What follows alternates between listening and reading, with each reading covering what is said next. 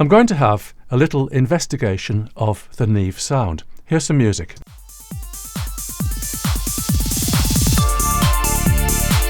Okay, I've chosen this music because it's a fairly consistent level all the way through.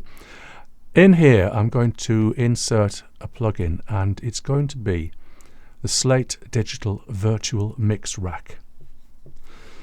So it comes up with all those kinds of things there, and I don't want any of them. So I'll just get rid of that, and that, and that, and that, and that, and that. So there's nothing in the mix rack. And here, if I scroll down, I'll find this FG-73, which is Slate Digital's emulation of a Neve preamp. As you can see, it says Brit, which I presume means British, and N, which I presume means Neve, and Pre, which I presume means preamp.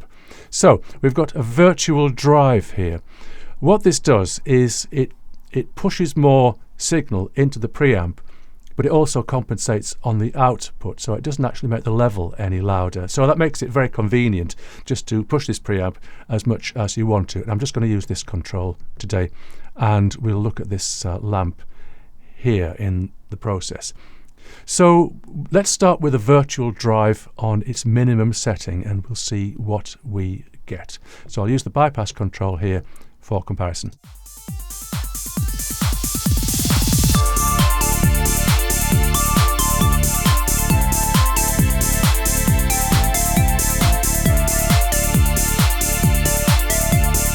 Well, I'm not sure I'm hearing anything at all, so I need to make a comparison. So what I'm going to do is I'm going to bounce the signal through the VMR. So there's various ways I can do this, but I'm going to use the method that's the most similar in the most digital audio workstation software. This is Pro Tools, but you can do this test in any digital workstation software, and that's important. So this is all correct wave. We'll have that interleaved stereo. Sample rate's good. Import after bounce is good. And I'm going to call that Neve for clarity. And I've got the offline button checked there so that it doesn't take too long to bounce. So here we go with the bounce. And import it to a new track. So I've got both of my tracks there, and I'll just make them both the same size. On the original track, I'm going to deactivate the VMR, and I don't need to see that. And on this new track that I've created, I'm going to invert it. So we use this plugin here, Invert and Render. So if I focus in on it, let's focus in on that peak there. Just here will be fine. So if I put a cursor in there and in there, what we can see is that here we've got a peak and here we've got a trough. So they're exactly the opposite of each other. So in effect what we're doing is subtracting one track from the other, and if they were completely the same, we should hear nothing. But let's just have a listen. We'll go to the mix screen. Let's just have a listen and see whether we do indeed hear nothing. Here we go.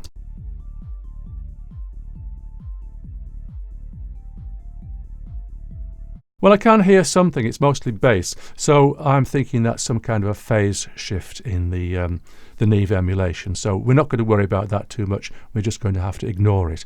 I'm just going to tweak the level just a little bit, just to see if I can get a better cancellation.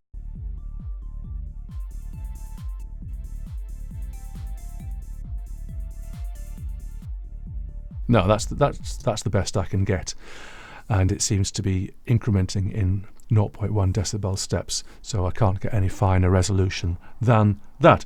So what we hear in this situation is that apart from that phase shift, there isn't really a great deal of difference between the two signals. So on its lowest setting, the Neve emulation really isn't doing very much. So let's take it to another level. So I'll delete this track. I don't want it anymore. And I'll bring the VMR back. So there we've got it. So this time I'm going to raise it up to I think about 40, but I'll play the track.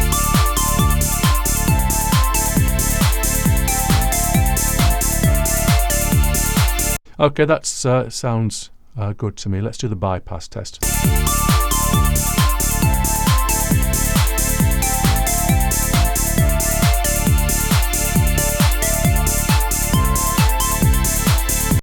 still not hearing very much of a difference, but I'll do the same thing as I did before and bounce it.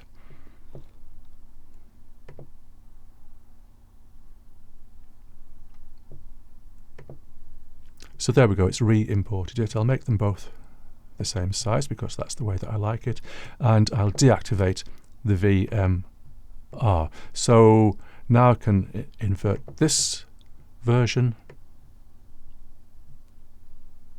Oh, I'm on invert already, sorry. It's just down here. And render it. So now let's see what we get. And I might have to tweak the level this time.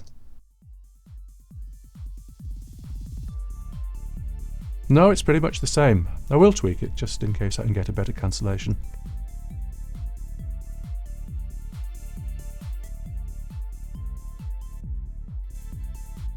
No, I can't get any better cancellation than that. So there we go, that's the Neve sound once again, and to be honest, I'm not hearing very much of it. I'm going to let you into a little secret here that I did once interview Rupert Neve himself when he was the boss of Focusrite, which has now changed ownership. And I asked him about the Neve sound, and he said there isn't a Neve sound. He said he designed his equipment not to have a sound. He actually did say that to me, so that must mean something, mustn't it? Let's delete this. And we'll try again.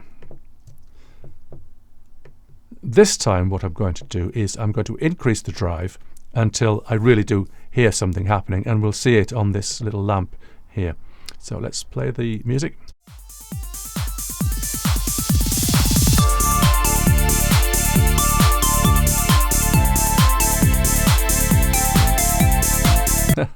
It looks like a lovely little traditional filament lamp, and to hell with global warming.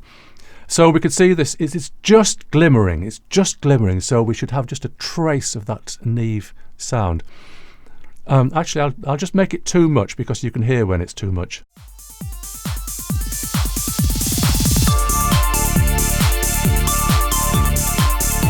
Okay, that is too much, so you'd only want that for a special distortion effect. I'll back it off again.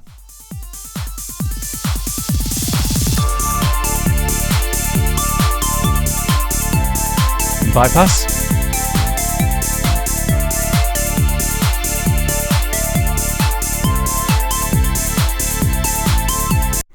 I can hear something this time, but it might just be a change in level. So let's do the same comparison again. I'll bounce the track and re-import it.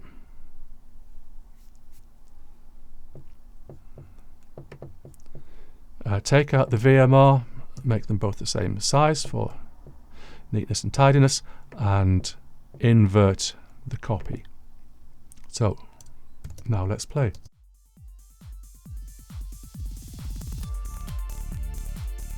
So now we are hearing something.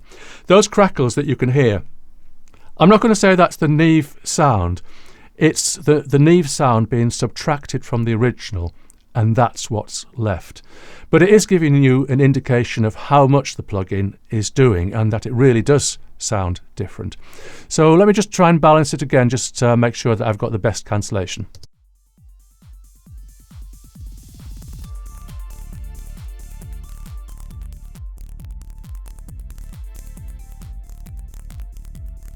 Okay, in this case it has boosted the level slightly, so we've got 0.4 dB, minus 0.4 dB on the fader, and that gets us the best cancellation. And we hear those crackles which represent the difference between the original signal and the Neve sound. Let's listen to that again.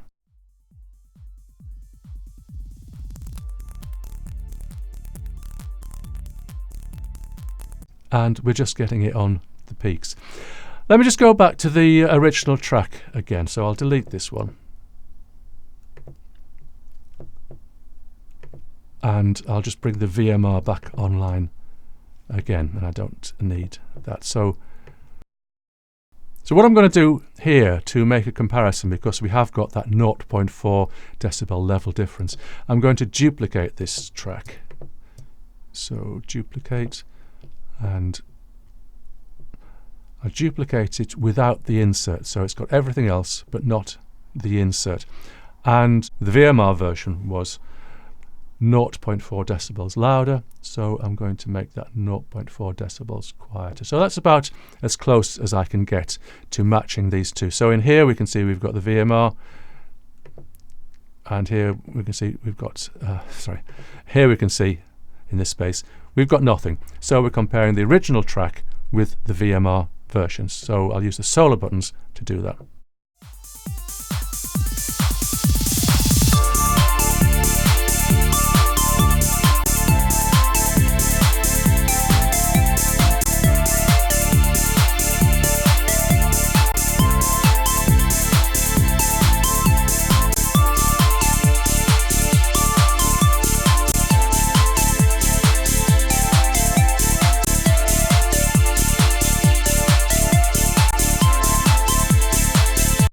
What I'm hearing, just as a sort of hint to what you might listen out for, is I'm hearing a little bit slightly duller sound. I'm not going to say it's dull as such, but just slightly less bright than the original.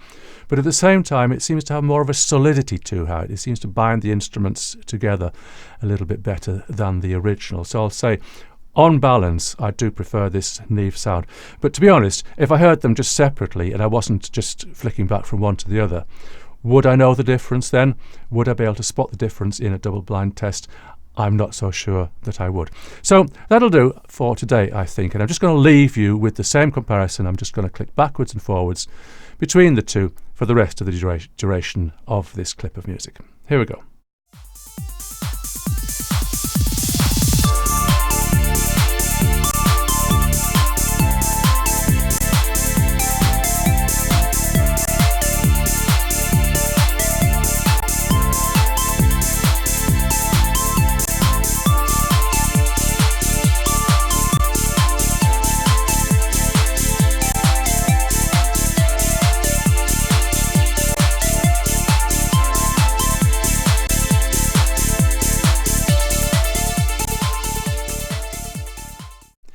I'm David Mellor, Course Director of Audio Masterclass. Thank you for listening.